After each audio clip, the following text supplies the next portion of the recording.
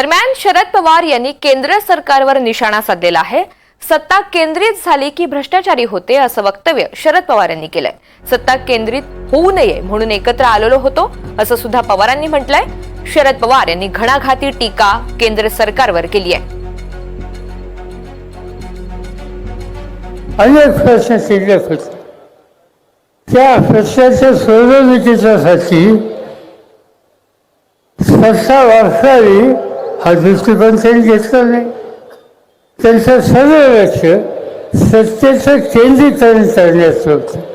सत्ता हिचे काही गुण नसतात, काही दोष असतात। सत्ता ही खूप केंद्रित होते आणि केंद्रित झालेली सत्ता ही भ्रष्ट होती।